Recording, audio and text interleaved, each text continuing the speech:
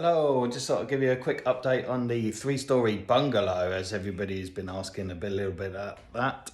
It's obviously one of our bigger projects, or the biggest project we got going at the moment.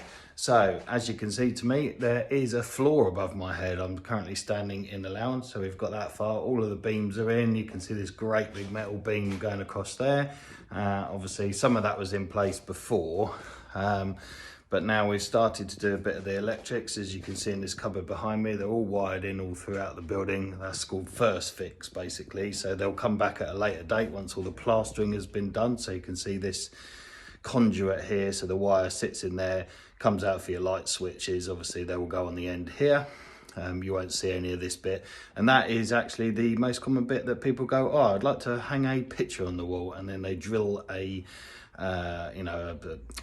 wall plug or something through that, and then obviously that's when your power goes off and you get a short. But the box that's in here should trip out. You can't really see it in there because I haven't installed it, but the ones with the RCBs on them will trip out within a few milliseconds, so shouldn't really be any issue, other than maybe your drill might not work again. But as you can see, interestingly, they go literally straight up, and as you can see over here, they literally go straight up. They never go diagonally across walls.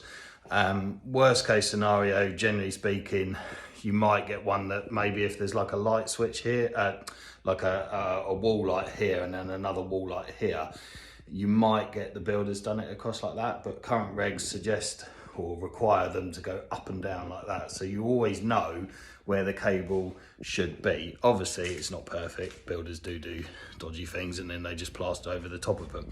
But as you can see here, for example, so these are obviously, that arrangement there is going to be for the supplies to the washing machines and fridge freezers and things like that, and they come down, and then obviously they do go across a little bit, but that is due to the fact that they've got to come down, i.e. where that socket is obviously in line with the edge of the window, so it's not really practical to do that. So big things that we've done here at the moment is actually shed loads of insulation, so we're pretty much watertight now. So as you can see here, we go for the spray foam style insulation. So what that is they basically, if you take this here, imagine this is an outside world, and they inject foam in between these uprights and cross beams here, purlins and uprights, and basically that expands into there, so it's a much tighter and neater fit than say your traditional kind of sellotape, like the kind of big silver panels that you see, where people just cut them and squeeze them into the gap. This is quite good because, so I'm just climbing up a ladder here, because it expands directly into the gap. So as you can see, again in this ceiling here, super nice tight fit. And again over my head here, a real nice tight fit. And that's all expanded right up underneath the tiles. Again, you see around here, nice fit. Obviously the chimney breast has been insulated as well. All of that, all fully up and all nice and flush with the outside walls here. Just step out the way a little bit. It's a bit annoying how iPhones don't allow you to flip the camera back around once you've started filming, but there you go, that's life. That's why these videos are cheap and cheerful, but informative nonetheless. So as you can see, obviously various bits of electricity.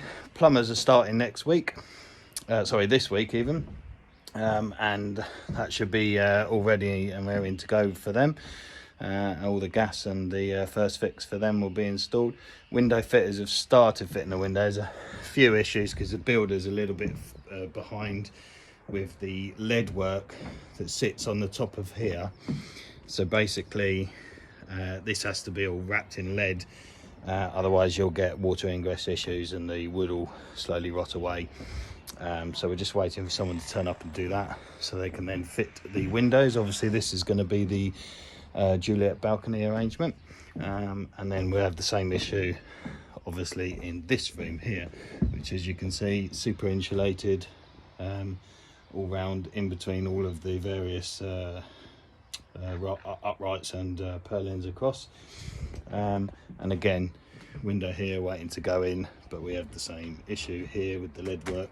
It needs to be all nicely wrapped round here, and this is all protected, all this woodwork here, and then they actually fit the windows without penetrating the lead work.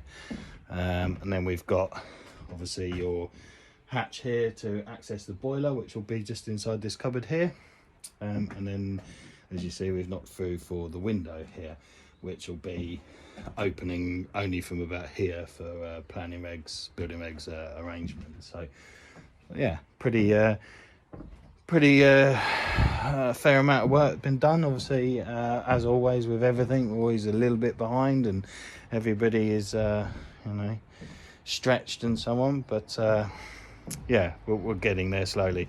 And the other thing is this shed arrangement down there, which you can probably just about see. We put the UPVC windows in there, and that again has also been fully insulated. I'll try and pop up some photographs of that. So that's a quick update on the 3-story bungalow. It actually has 3 stories now. You can walk around, as you can hear me walking around now. Just a staircase to go in here, and then we'll be able to kind of roam around the house within reason, pretty carefree. Hopefully we can get some of these windows in shortly as well, so that will be nice. Yeah, anyway, if you've got any questions, please do comment below. I know people enjoy this particular update, and interesting to see these things. So if you want to ask any questions, please feel free to do so. In the meantime, don't forget to subscribe, leave a comment below. Happy for you to watch to the end. It's always good, trying to grow the channel a little bit, and I hope these are quite informative. Plus, whoever does end up owning or living in this property, there'll be quite nice videos to look back on for a journey of exploration and how it all came to fruition. See you next time.